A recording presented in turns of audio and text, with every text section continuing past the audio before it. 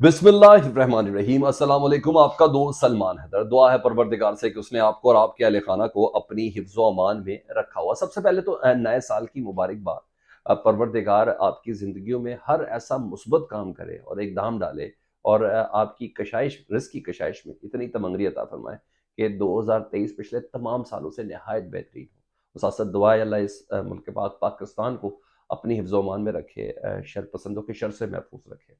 तो मेरी तरफ से बहुत बहुत मुबारकबाद। ये तो हो गई, ये डेफिनेटली बनता था। पूरा साल मेरा आपका एक रिश्ता रहता है कि आपका अपना यूट्यूब चैनल है और आपके सजेशंस और कमेंट्स की बिना पर ये चल रहा होता है। मगर ये जो नया साल का आगाज़ है ना, हकीकत पसंदी हमारे लिए बहुत ज़रूरी है, अफ़वाह साज़ी की बजाय। पाकिस्तान के लिए मजमूई तौर पर इतना उम्दा इसका आगाज़ नहीं है। जो चीज़ें मैं आपके सामने रखना चाह रहा हूँ आर्मी चीफ की, डेफिनेटली कल की उस तकरीर के कुछ पॉइंट्स बताने हैं कि आर्मी चीफ ने कहा क्या है जी, और किसी को समझ ही नहीं आई शायद। उसकी कुछ डिटेल्स हैं, वो मैंने आपके सामने रखनी है और कुछ और दीगर भी खबरें आपके सामने रखनी है। तो पाकिस्तान के लिए मजमूई तौर पर ना ये नया साल इतना उम्दा नहीं रहा, उसका आगाज़ इतना नहीं। बड़े-बड़े चैलेंजेस हैं, दहशतगर्दी के चैलेंजेस तो हैं ही हैं। मुआशी चैलेंजेस बहुत बढ़ चुके हैं। मैं पिछले वो तमाम चीज़ें नहीं, मैं ज़रा बड़े अच्छे मूड में लेके चला जा रहा हूँ, लेकिन हकीकत से आँचना तो रहना है ना। कबूतर की तरह बिल्ली देख के आँखें तो नहीं बंद करनी ना।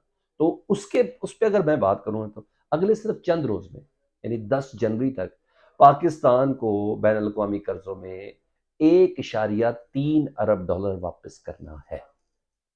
पहली बात तो ये है और इसकी डेट है 10 जनवरी 2023 की।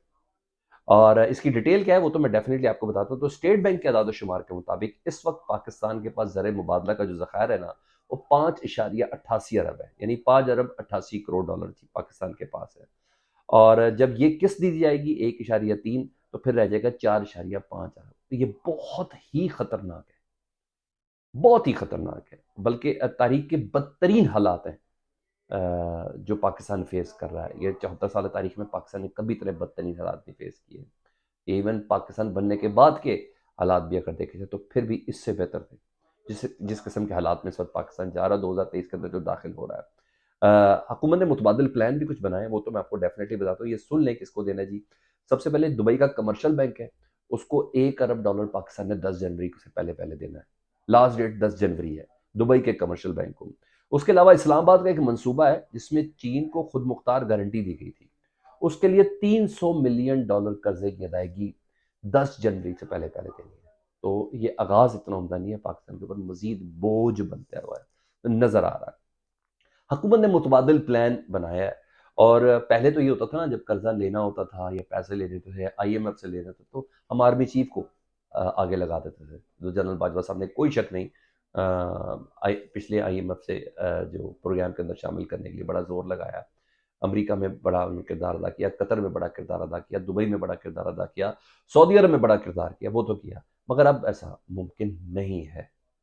अभी तो हमारे मौजूदा आर्मी चीफ ने अपने मामलात में सेटल डाउन होना है, इंटरनेशनल मामलात तो अभी वो आएंगे, नेक्स्ट स्टेप होंगे। तो हुकूमत ने जो दूसरा प्लान बनाया, मुतबादिल प्लान ये बनाया है कि सफारतकारी का रास्ता इख्तियार किया जाएगा और इसमें लॉबिंग की जाएगी, लॉबियस्ट हायर किए जाएंगे, डेफिनेटली उनको भी लाखों डॉलर पे करना होगा और सफारतकारों के ज़रिए आईएमएफ पे प्रेशर डाला जाएगा, उनके कॉन्टैक्ट्स को इस्तेमाल करते हुए कि शराइत नरम रखी जाए। मामला मुश्किल है क्योंकि इस वक्त पाकिस्तान के पास ऐसा कोई फेस नहीं है। हकीकत में आपको बताऊं, नवाज शरीफ साहब होते, इमरान खान साहब होते, तो ये ऐसे फेसेस थे कि इनके इनके पास ऐसी बहुत सी चीज़ें थी अपनी पॉलिसीज़ के हवाले से, इनकी सही के हवाले से।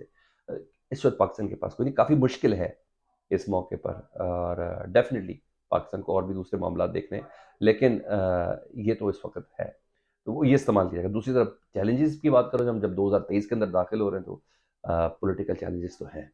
सियासतदान एक दूसरे के साथ बैठ भी नहीं रहे, बात करना भी नहीं पसंद कर रहे, तो अनसर्टनिटी बढ़ रही है। ठीक है जी।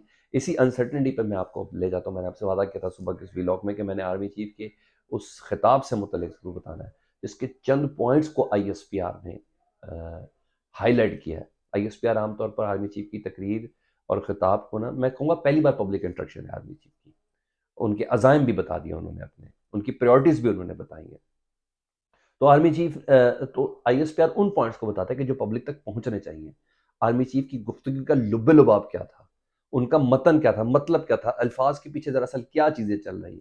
تو وہ جو مقصد ہے نا گفتگو کے اہم نکات وہ سامنے دیے جی. اور یہی ہوا، پاک بحریہ کی تقریب تھی، اہم باتیں کی گئیں. لیکن میں اس سے پہلے کہ ان پوائنٹس کو آپ کو بتاؤں، آرمی چیف نے اپنے خیالات کا اظہار کیا، پریورٹیز بھی بتائیں.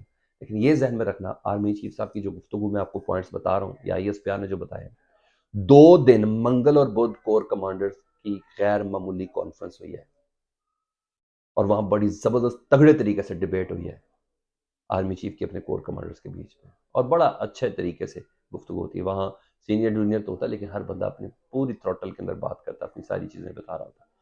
اس کے ساتھ نتھی کرنا ہے آپ نے آرمی چیف کے یہ خطاب کے نکات جو میں آپ کو بھی بتانے جا رہا ہوں. اس کے بعد جمعرات کو نیشنل سیکیورٹی کمیٹی کا اجلاس ہوا، اس کا پہلا سیشن، پیر کو بھی ہونا ہے دوسرا سیشن اس کا، جس میں حکومت معاشی صورتحال بھی بتا رہی ہے، آئی ایس آئی والے اپنی بریف کر رہے ہیں، آرمی چیف بھی موجود ہیں، جوائنٹ چیف بھی موجود ہیں، اور D G I S I brief کر رہے ہیں. اس اجلاس کے بعد آرمی چیف کی گفتگو، جس میں وہ کہہ رہے ہیں کہ پاکستان انتہائی نازک موڑ سے گزر رہا ہے. یہ کوئی اور نہیں، یہ پاکستان کا آرمی چیف کہہ رہا ہے. کور کمانڈر اجلاس اور نیشنل سیکیورٹی کمیٹی کے مندرجات کو حاصل کرنے کے بعد، یہ آپ نے ذہن میں رکھنا ہے، ایک رینڈم گفتگو نہیں ہے، یہ ایسے نہیں ہے کہ 2 طرفہ موڈ پہ گفتگو، یہ وہ چیز نہیں ہے. ملکی حالات پہ گفتگو نہیں ہوئی، درپیش چیلنجز پہ گفتگو، یہ وہ چیز نہیں ہے. یہ پہلی بات آپ نے ذہن میں رکھنا ہے. لیکن نہایت نازک موڈ سے گزر رہا ہے. اس سے معیشت اور دہشت گردی کے چیلنجز سے نبٹنا ہے پاکستان کو. اس وقت معیشت کا بہت بڑا چیلنج پاکستان کو اس وقت درپیش ہے، جس پہ کہہ رہے ایسا کچھ بھی نہیں ہوگا. دوسرا ہے دہشت گردی کا چیلنج، کہ اس سے نپٹنا ہے. اس کے لیے تمام سٹیک ہولڈرز، یعنی جتنے بھی سیاستدان موجود ہیں پاکستان میں، چاہے ادارے ہوں، سیاستدان ہوں، ان کو قومی اتفاق رائے کی اشد ضرورت ہے، کیونکہ پاکستان اس وقت نازک موڑ سے گزر رہا ہے. مزید مطلب یہ کہ آرمی چیف کو کور کمانڈر کانفرنس میں جو ڈیبیٹ ہوئی تھی، اس کا لب لباب پتہ چل گیا نا، جو انہوں نے اپنی اس گفتگو کے اندر بتایا. دہشت گردی، نازک موڑ اور معیشت، اس وقت پاکستان کو یہ چیلنجز درپیش ہیں. دوسرا، نیشنل سیکیورٹی کمیٹی کے اجلاس میں سے بھی آئیڈیا ہو گیا ہوگا کہ جو معاملات ہیں وہ توقعات سے مزید بدترین ہیں. معاشی صورتحال، وہاں تو اسحاق ڈار صاحب نے اصل چیزیں بتائی ہوں گی نا، وہاں لا کر کے بات تو نہیں ہو رہی ہوگی، وہاں 2 جمع 2 4 کلیئرٹی کے ساتھ بات ہوئی ہوگی. تو اس پہ اگر پیرا پہ رکھا جائے تو جب یہ پتہ چل گیا تو تبھی یہ چیز ہے، تبھی وہ کہہ رہے ہیں کہ تمام سٹیک ہولڈرز کو قومی اتفاق رائے کی ضرورت ہے. مطلب اگر آرمی چیف کی اس گفتگو کو کھولا جائے، میں اگر اس کی ڈیٹیلنگ میں پڑھوں تو اس کی ڈیٹیلنگ تو یہ ہے کہ آرمی چیف گرینڈ ڈائیلاگ کی طرف اشارہ کر رہے ہیں کہ یہ ہونے چاہیے. وہ تبھی کہہ رہے ہیں نا کہ تمام سٹیک ہولڈرز قومی اتفاق رائے کی ضرورت ہے، مذاکرات کریں، گرینڈ ڈائیلاگ کریں، ساتھ بیٹھیں، جہاں اختلاف ہے اس کو دور کریں، درمیانی راستہ نکالیں. عمران خان تو الیکشن کی تاریخ مانگ رہے ہیں، تو اس تاریخ کو نکالیں. یہ آرمی چیف کہتے ہوئے نظر آ رہے ہیں. ان کی گفتگو کا مطلب یہ ہے، مطلب چیف بات جس طرح بات نہیں کر رہے، وہ اپنا کردار بھی ادا کرنے کے لیے تیار ہے. مجھے ایسا لگا، کیونکہ نیوٹرل ہے نا، تو نیوٹرل ہی کردار ادا کر سکتا ہے نا، مفاہمت یا مصالحت کا. کوئی ایک دھڑا رکھنے والا تو نہیں کر سکتا. تو وہ یہاں تک ہے، تو وہ مفاہمت اور مصالحت اگر کرانی تو نیوٹرل ہی کروائے گا. تو یہ ٹیبل سجانے کے لیے بھی تیار ہے، مجھے ایسا لگا. تو آرمی چیف صاحب کو کلیئر ہو گئی ہیں چیزیں، اصل پکچر کلیئر ہو چکی ہے. دوسرا، ایم کیو ایم کے تمام دھڑوں کو ملانے کی جو غیر فطری کوشش ہو رہی ہے نا، ہو تو جائے گا. اس پہ تھوڑا ڈیڈ لاک آ گیا اس پلان میں.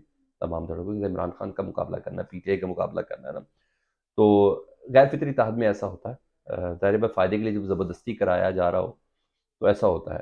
پی ایس پی یہ چاہ رہی ہے ڈیڈ لاک میں جی مصطفیٰ کمال صاحب کہ ان کا جھنڈا وہ بھی استعمال ہو، پاک سرزمین پارٹی کا، اور ڈولفن کا نشان بھی استعمال ہو.